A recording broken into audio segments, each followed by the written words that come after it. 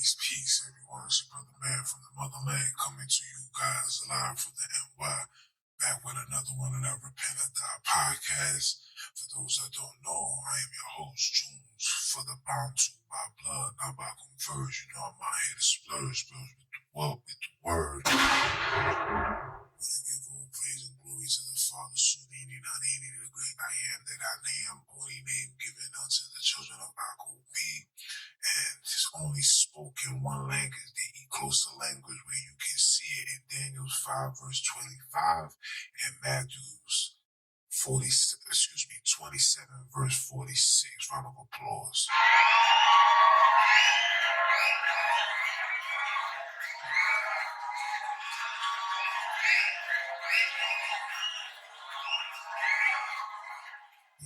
Yeah. And for those that's tuning in, I'm also for those that's tuning in, listening to the audio, I'm also doing this on the YouTube, so it's a live production as well. So, I'll be all over the place, and, I'm gonna say it off the rip. My apologies for that. But, you gotta fit people's standards, because not everybody is, not everybody have the access to these podcast platforms, but everybody got access to YouTube. So, what I'm saying? I try to, fill the void for everybody, make it as convenient as can be. But, on today's episode, man, we're gonna really have a good one. It's gonna shake some feathers. But, before I do that, I gotta give you the temperature in the hood. The temperature in the hood is still shady, still grimy. That's the forecast in the neighborhood. Again, we're watching a lot of news reports being brought forth of people collapsing, people dying. I just seen a news article where they're saying that China's holding back on the numbers of death that's been happening within 5 weeks, which the death has totaled to over 60,000. And these platforms, these media platforms, they try to silence people like myself, and also try to silence the truth and try to make it seem, or should I say cover it up and make it seem like what's taking place is just a natural thing, and people is falling for that and believing it to be a natural thing. In all reality, man, this joint is bad. It's getting crazy. And here in New York, they didn't even unleash the winter like that. My son separated his shoulder, so I took him to the hospital. And just being in there, going through the emergency room into the back door, you should have seen how much people that was there. You understand? And what they was feeding you in 2019 is really, really happening for real in 2023. Now in 2019, remember they was feeding us, we didn't know what was going on. We were just taking for what it was, for what we heard on the TVs. You feel me? So, the hospital's overpacked. My mother was like, yes, it is, Junior, yes. You know what I'm saying? I'm like, okay, Ma, I hear you. But, now it's really for these, what? But, I don't want to make that topic. I'm probably going to have a whole segment about that. But, and I can't even put it up on these platforms, or not on this YouTube like that, because, these heathens, like I said, they try to censor anything that goes against their narrative. But anyway, on today's episodes, guys, man, I know you guys are looking forward to Monday. Monday is Martin Luther King's Day, and everybody's gonna take what they call it, an extra weekend off. Us in the hood, we really don't care for nothing besides the fact that we get an extra day off, right? Cool. But I wanna let you guys know that there's a reason why these individuals honor Martin Luther King and not Malcolm X and not Marcus Garvey and all of these dudes that really, really, really wanted to uplift black people. There's a reason why. And it stems from this speech that was given on August, let me get the date right, 28, 1963. A speech that was given to the world. And with this speech was the beginning and the end for black unity, black separations, or should you say segregation. It was the end for them.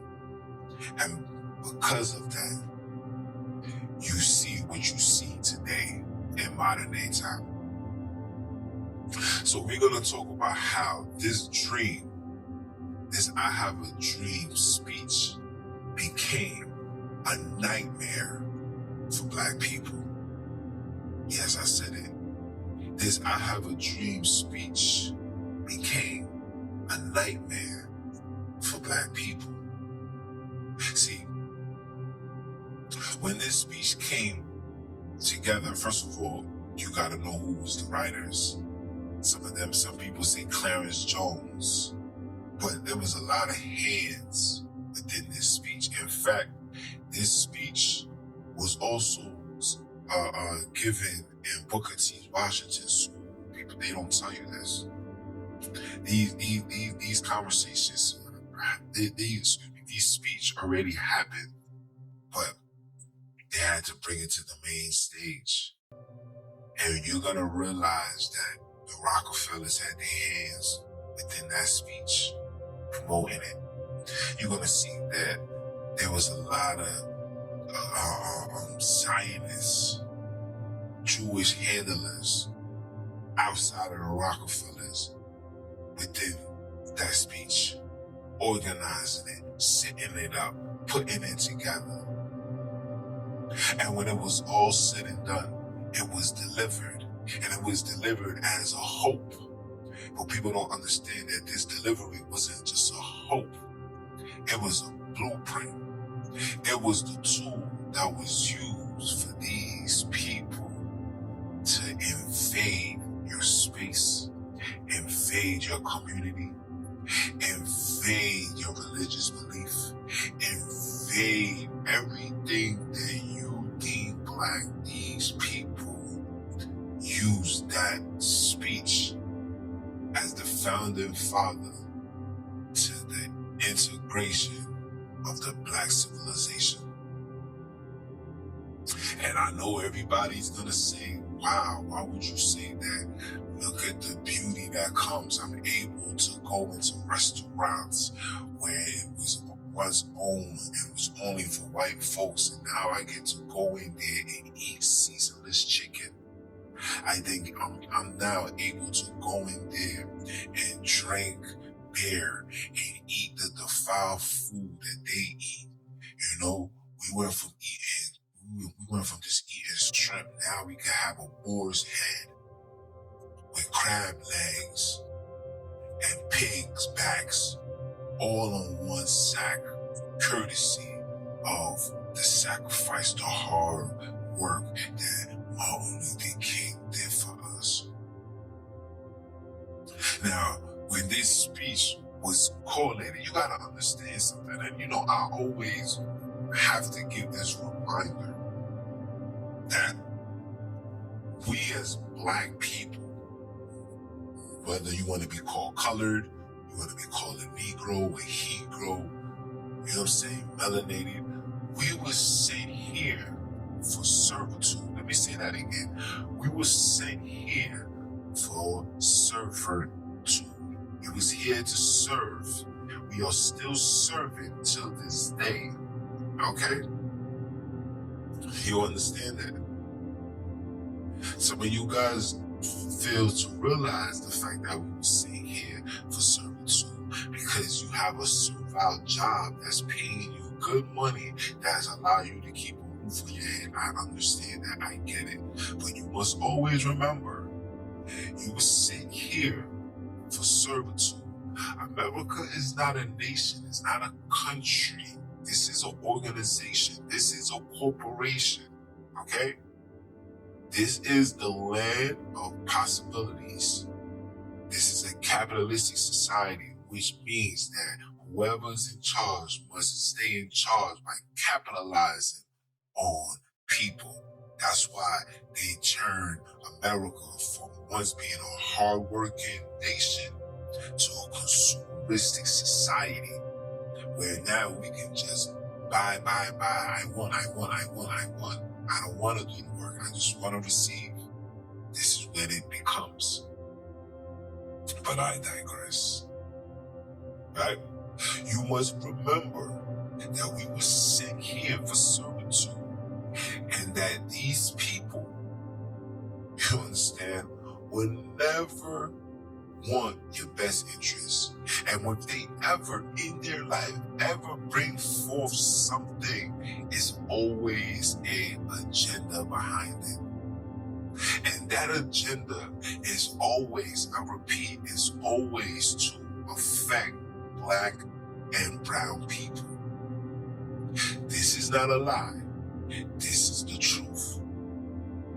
It is always an agenda behind our demise. Anything that you see bring forth, I don't care what it is.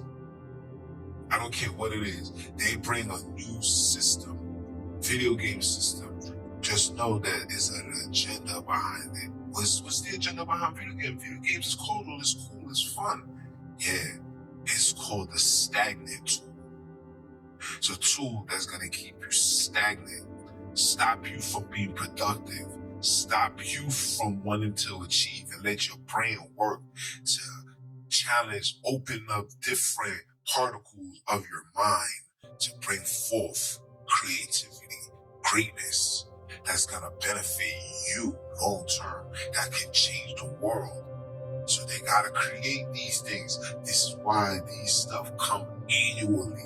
They'll make the system and then they'll give you a game that comes annually, and we all affected behind it, even myself. But I know I got control because I make sure I do the things that I need to do. You understand? I like to be home. There's nothing out in these streets, but that's a whole topic in itself, right? When this speech was put together, this speech had an agenda. This speech was the tool to use to infiltrate Black civilization. And because of this speech, they was like, sure, yeah, you can come in. You can come into my seasonless restaurant. You can come here. But just know that when you walk in here, you can't come in here being who you are. You must conform yourself unto me. You must fit my standards. And then, when you fit their standards, they look, they smile, they look at each other and say, oh, we got one. We got this young man to become a full-fledged coon. And is what I'm saying is wrong? Absolutely not. Do I have issues with Europeans? Absolutely not. I don't have no issues. I don't have issues with the regular Billy Bob Thorntons. I don't have no issues with them. These people, I don't have no problem. My issues are with those that sit in high seats who had an agenda behind this. When you realize who had these agenda and what was their purpose and what was their reasonings, these are the people that I have an issue with, right? When you see who was behind the infrastructure, matter of fact, hold on, let me pull this up. Let me pull this up for you guys. So I'm gonna share my screen. Guys. Hold on. Okay.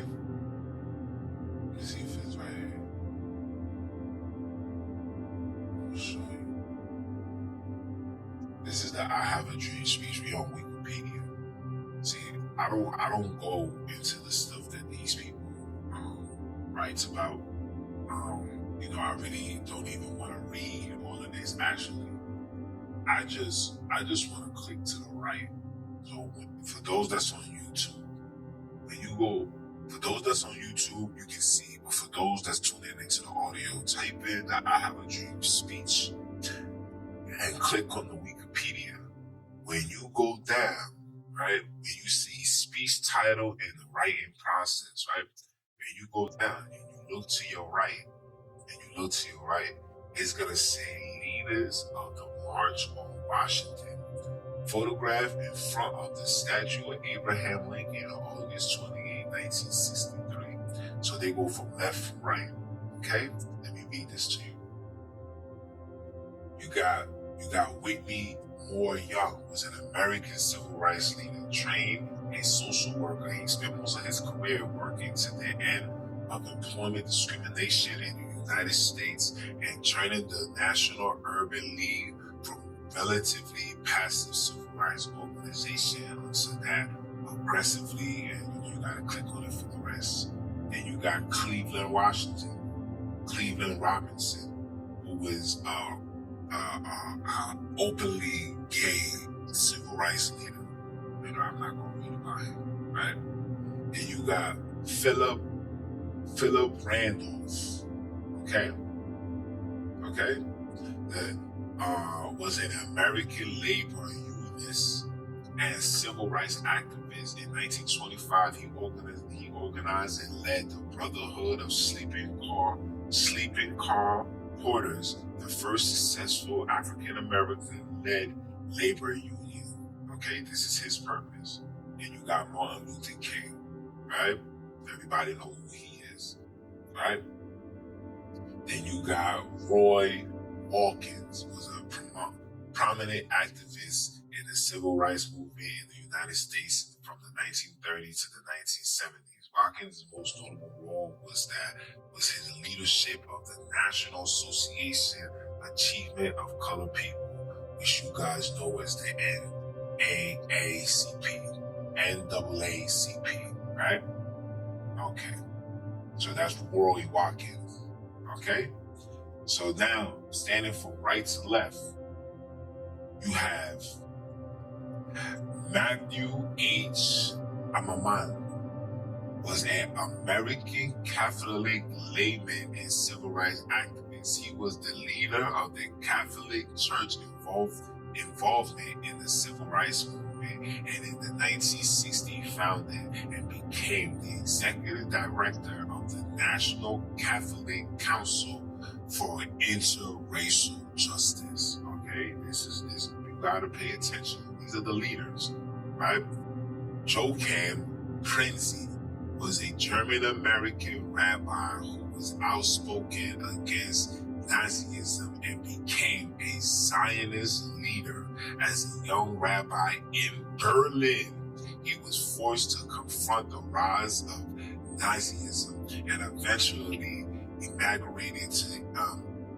immigrated to the United States in 1937, right? Just pay attention to these people, okay? And you got John Robert Lewis, we know who he is, right? Eugene Carson Blake was an American Presbyterian church leader, okay? And then you got Floyd Baker McKissick was an American lawyer and civil rights activist. He became the first African-American student at the University of North Carolina School of Law. In the 1966, he became a leader of the CORE, the Congress of Racial Equality, taking over from James Farmer, and a supporter of Black Power. Okay?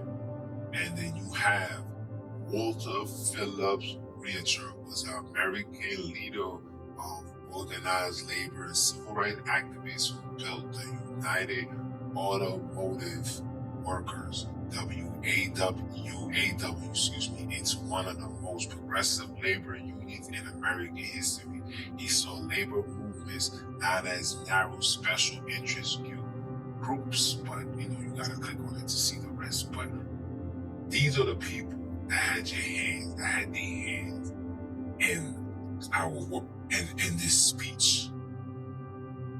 So I showed you a Catholic, I showed you a Zionist, and I showed you Presbyterian, whatever religion that is. Never heard of that in my life, but hey, when you create these false religions, you continue creating it, but they all fall under one umbrella.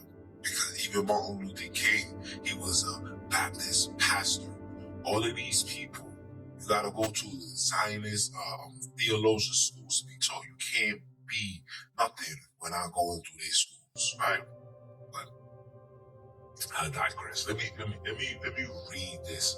Let me let this play, and you guys can hear this. I'm gonna mute my mic, so just tune in. So we face the difficulties of today and tomorrow. I still have a dream. It is a dream deeply rooted in the American dream. I have a dream that one day this nation will rise up, live out the true meaning of its creed. We hold these truths to be self-evident that all men are created equal.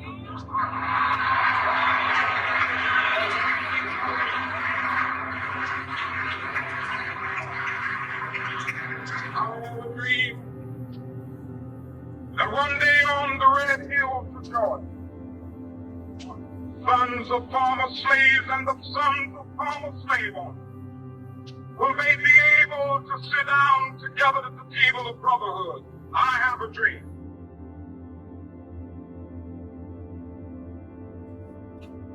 Yeah, so I have a dream. I don't want, you can't play too much because you're going to be hit with a copyright claim, and I don't want to hear none of that, right? It's bad enough if I'm talking about this that goes against these heathens and their agenda. But the reason why I'm telling you guys that this dream, I have a dream, became a nightmare for Black people. Because with this dream, they gave these people the green light to invade into your community. Let me say this. Integration only means infiltration. Let me say that again. Integration only means infiltration.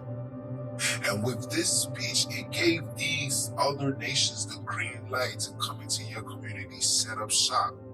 And we're doing this in the mix of Martin Luther King. He had a dream. We're trying to fulfill this dream, right? They come and engage into your community. They're buying up your community. They invest in your community. With this dream, right?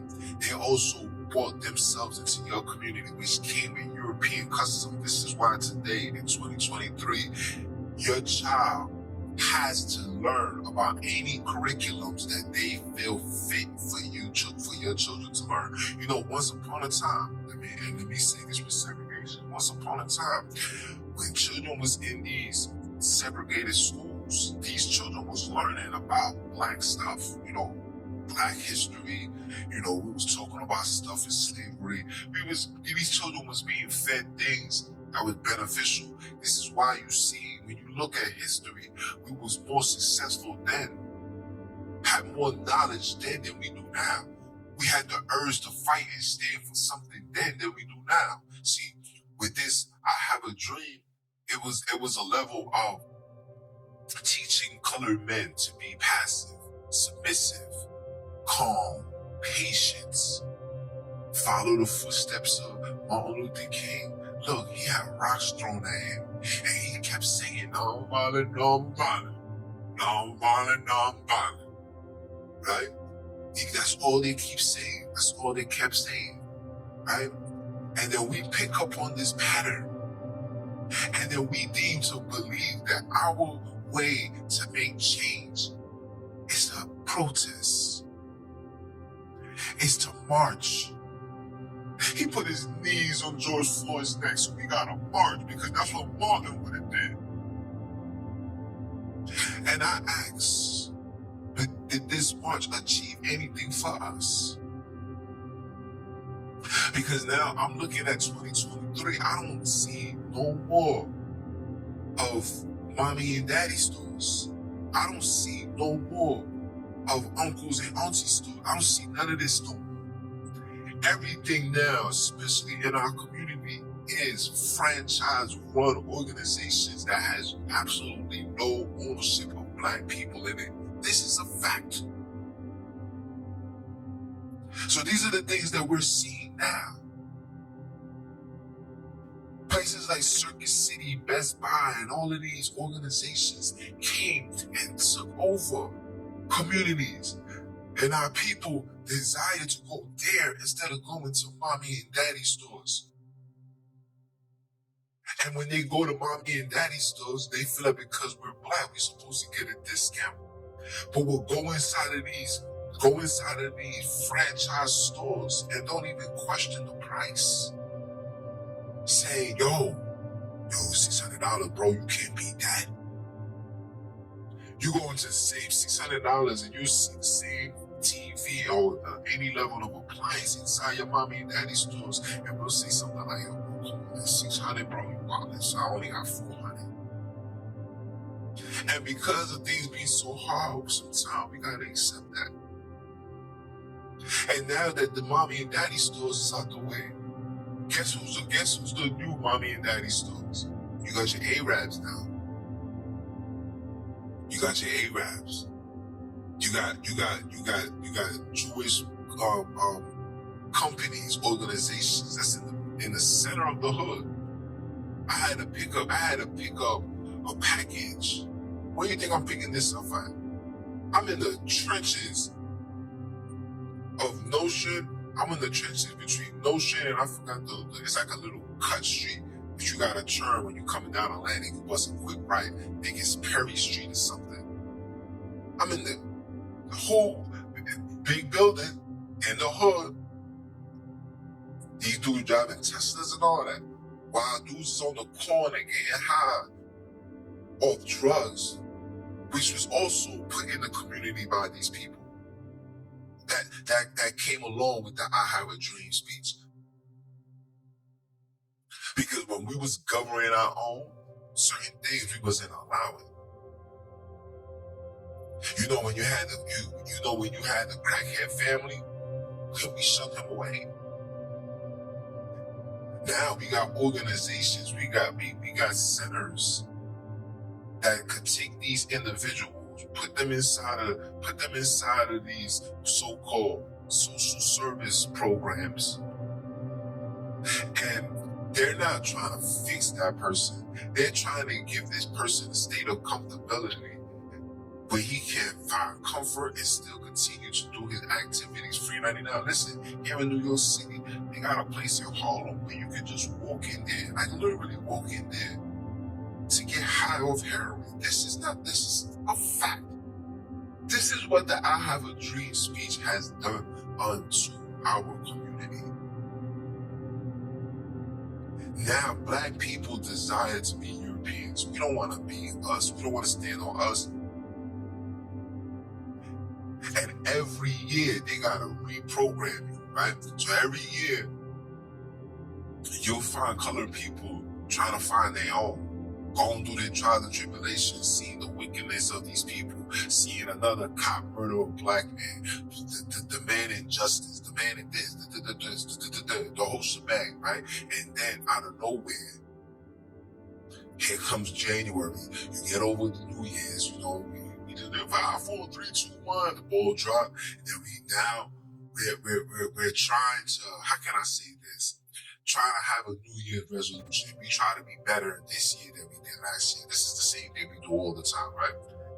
And in that same process, they make sure that they give you this speech right here. Then after this speech, they're going to give you Black History Month, where they're only going to talk about two people. This speech right here, and Rosa Parks. What's that foolish? Everybody move to the back of the bus. Yeah, that's it.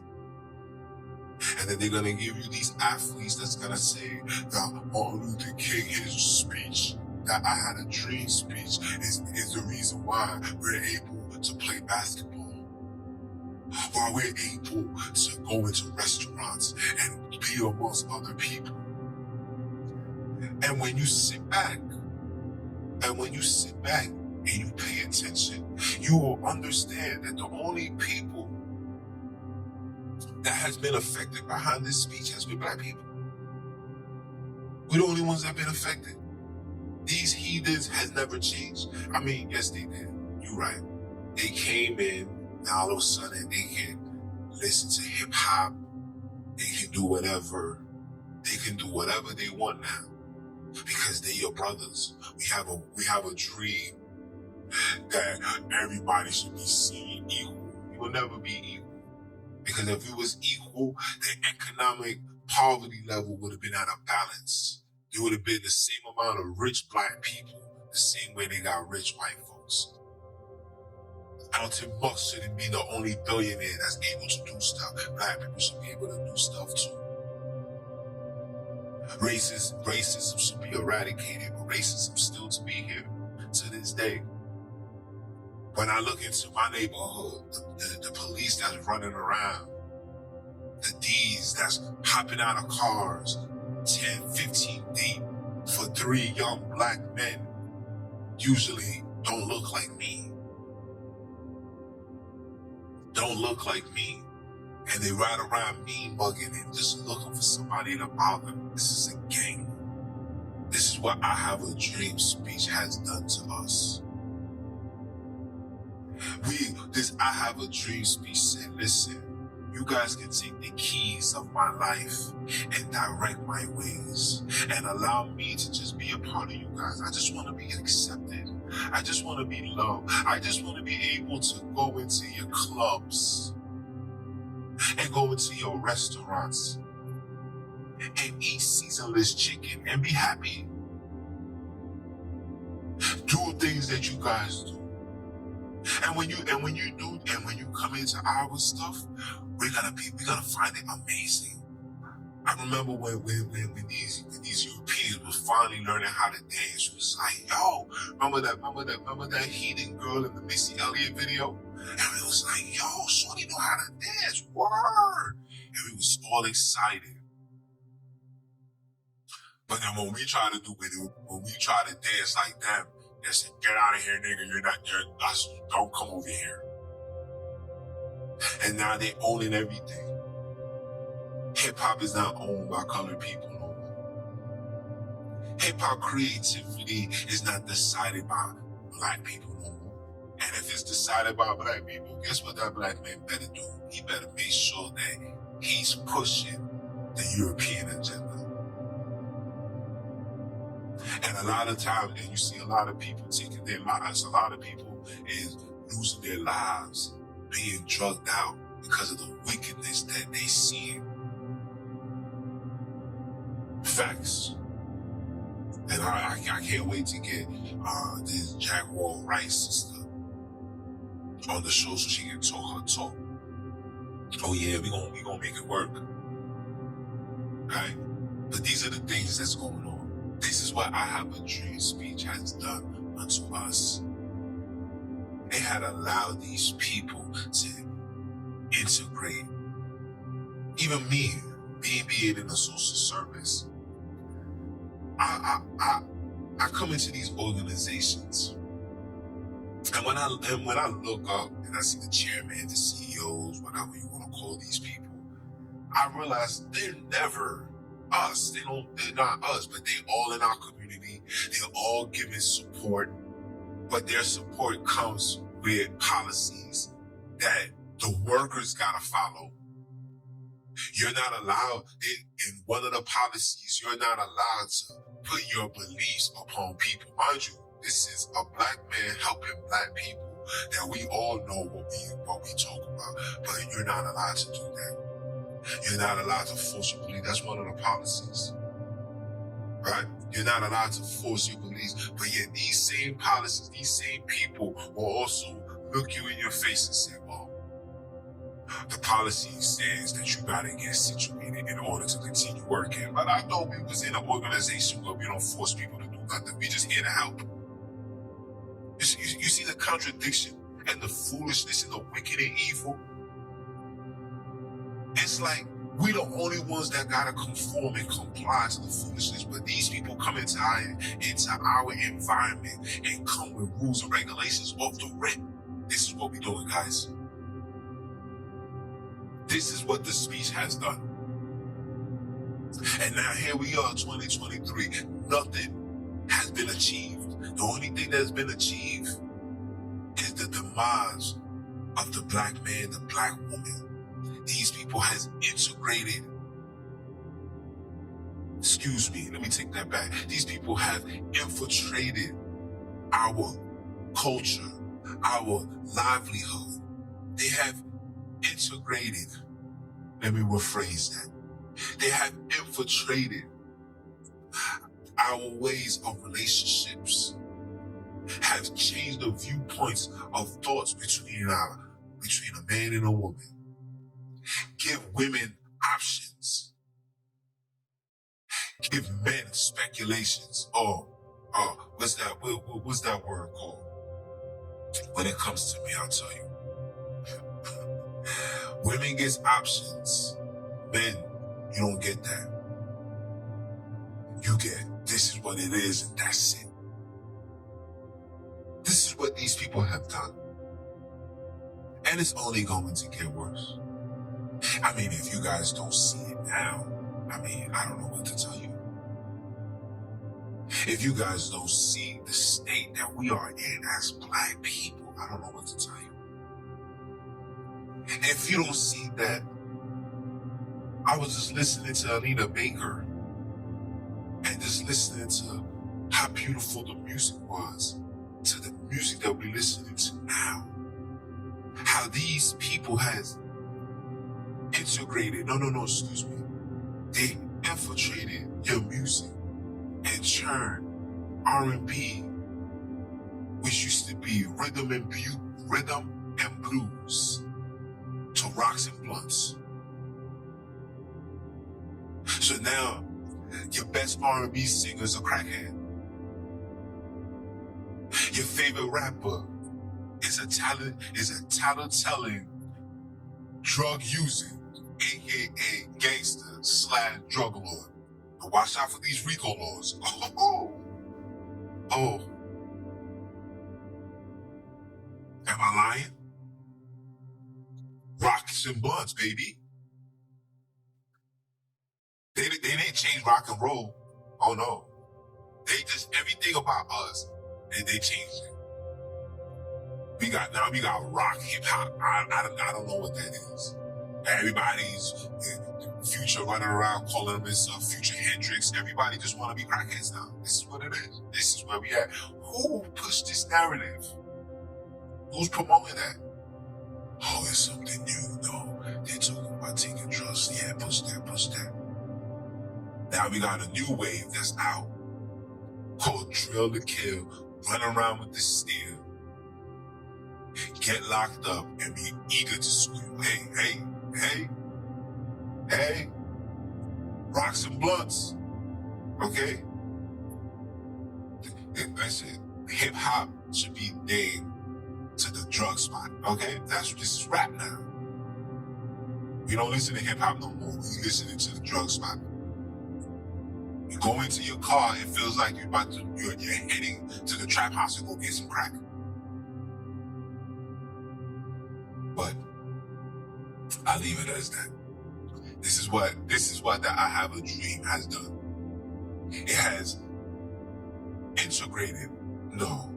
infiltrated your everyday life. It's so bad now, black people don't even want to be black no more. Black men, listen, I'm fighting with black people to prove to black people that you're black and not Europeans. And listen, I'm in a whole conversation every day. I feel like, I'm like, why am I defending being black? What is it about a European that you want to be? You know why? Because you've been programmed to believe that if it's not that way, it's no other way. Being black is whack. Girls born beautiful want to bleach their skin because they want to feel loved. So being black, you get no love? No, changing your skin color makes you a dog. Now, I don't want them change their skin color. Their knuckles be still black. Their hands, I'm looking like, I be going to these restaurants and I'm signing and go, you use your card and they'll pull out the receipt for you to sign. I'm looking at her hand, I look at her face, and she can just look at me. I'm just like, yo, for real? This is what the I Have a Dream speech has done to our people. This is what it has done. I Have a Dream told a black man that Martin had a dream that you can be accepted, that the slave owner and the slave can sit down on the table in brotherhood. Oh yeah, you could. Yeah, you could sit at the table. But you can't come sit at this table looking like a slave. You gotta conform to us. And we take away the badge of honor. I would never forget. I would never forget why I was sitting here. When I hear Martin Luther King say a nation, I said, what nation? America is not a nation. America is an organization. This is not a nation. This is not a nation. This is an organization. This is an organization where a whole bunch of people from all across the world can come here and take advantage of you, black man. Prescribe you the drugs, try new things upon you, black man. This is what America is. This is a capitalistic society. These people come from China, come from Iraq, come from Iran, come from Syria, come from Israel, come from all these places and set up shop in your neighborhood, in your community. Matter of fact, not only do they set up shop, they say, you know what? I'm tired of this place looking black. We need some UN lookalikes. We need some interracial stuff going on here. So now they buy off your house. Things that your great-great-grandparents worked hard to achieve, you're selling it for a piece of paper.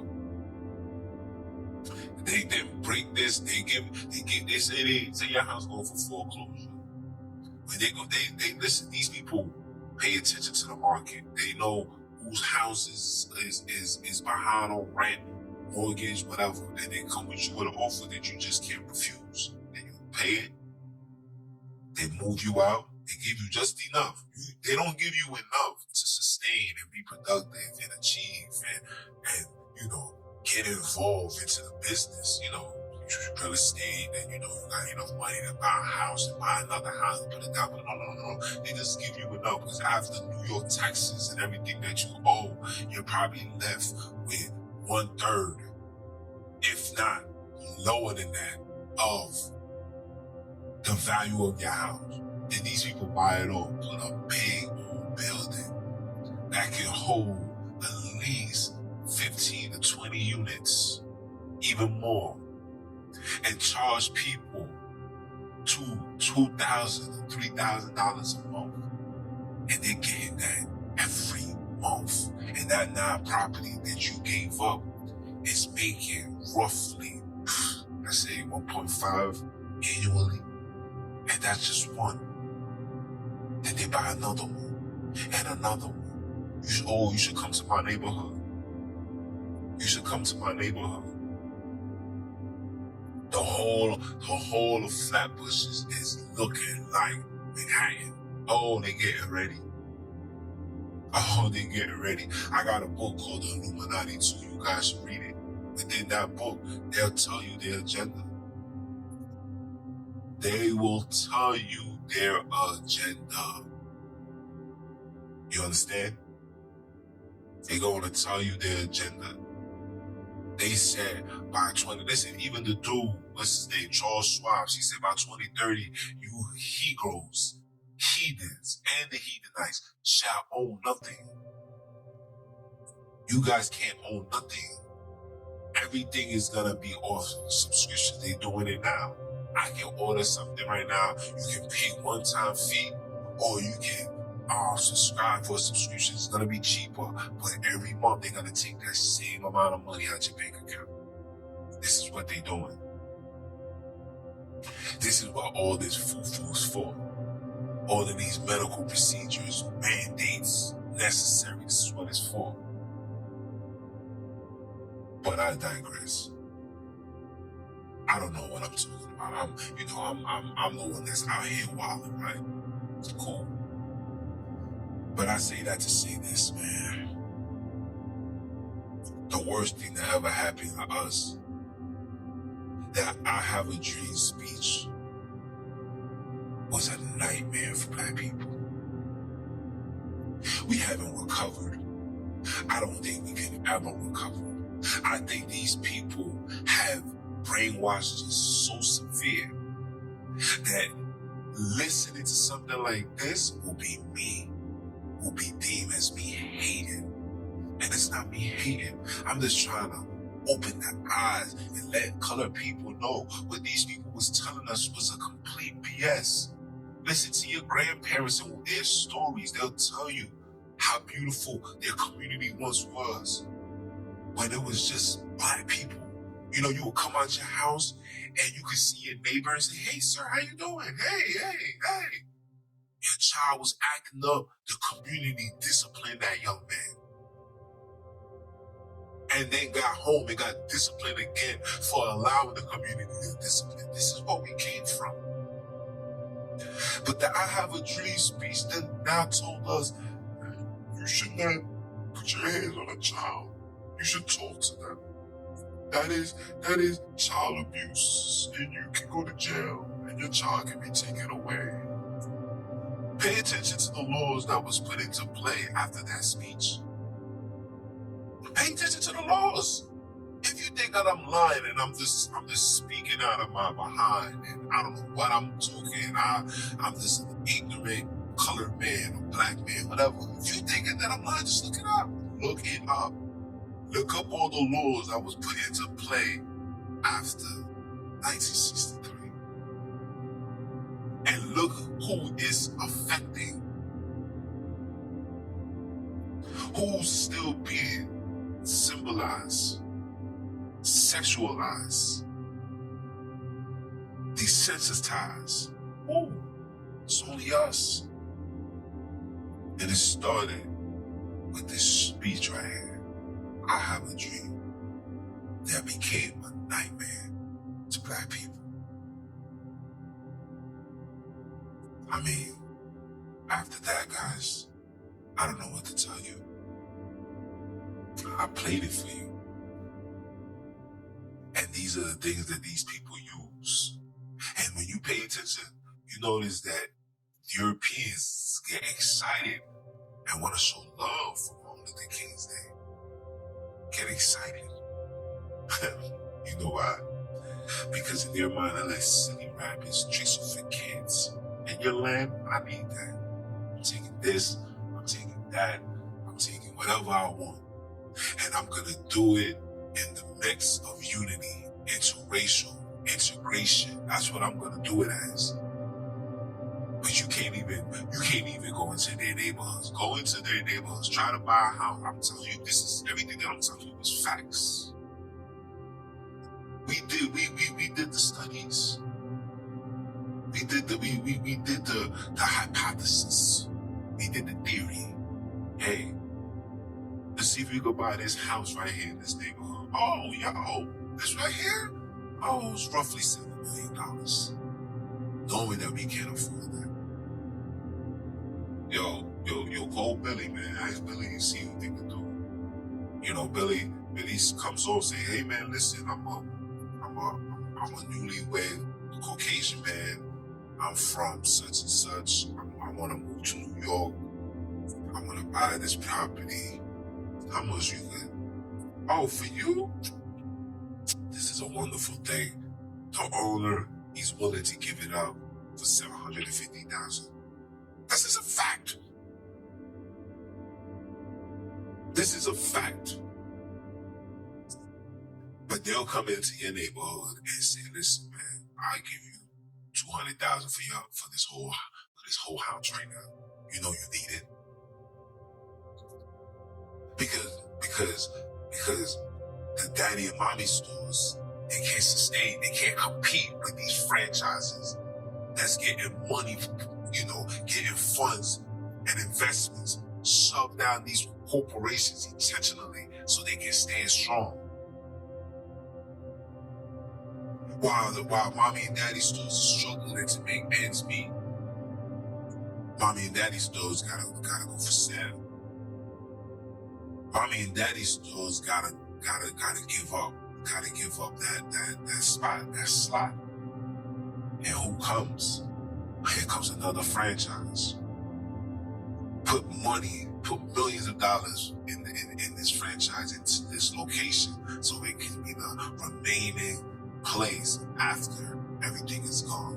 And if it's not a franchise, it's gonna be an Arab that's gonna come, or it's gonna be a Chinaman that's gonna come. All through your community, all in the midst of I have a dream speech. But I'm gonna leave it as that.